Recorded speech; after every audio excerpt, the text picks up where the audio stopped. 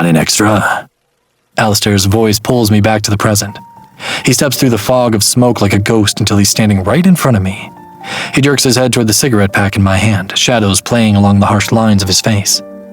If this guy tries to scold me because we have a blood relation, I'm gonna deck him in the face.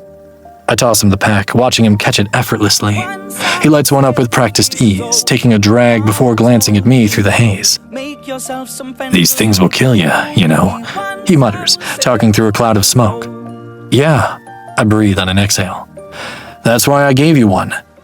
Alistair Caldwell is known for his anger, so I'm expecting some sort of vicious overreaction from him, but instead, I get the opposite. The corners of his mouth twitch, a low chuckle rumbling from his throat. I would have taken wrath over this, that glint in his eye that looks an awful lot like approval. There was a time where I would have died for his approval, walked across fiery coals for even a smidge of recognition. He lets out a heavy sigh, dragging a tired hand across his beard. Are you all right? A snort leaves me as our gazes clash. Take your concern and shove it up your ass, Caldwell. They say blood is thicker than water. If that's true, then why do I feel more connected to the raindrops hitting my skin than to the man standing right in front of me? Not lost enough yet? Alistair grunts, jerking his chin toward my bare chest, his eyes flicking to the medallion hanging around my neck. Cotton fills my throat, mouth dry as I try to swallow. It's been years since we stood this close, since we shared anything resembling a conversation. The last time, I was 7, and I ran straight into his legs in the hallway of my house.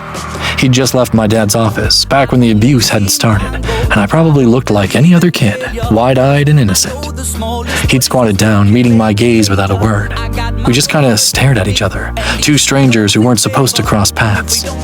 And then, in that moment, he'd taken off his necklace, a golden medallion with the words, "Admit One, Styx Ferryman," etched into the surface, and pressed it into my small hands. I remember staring at it confused, before asking, "Is it money?" And he replied, "Sorta. Advise your way back home, if you ever get lost." Now, standing here with him again, that same medallion cold against my skin, a wave of bitterness crawls up my throat. The word home twists like a knife in my gut.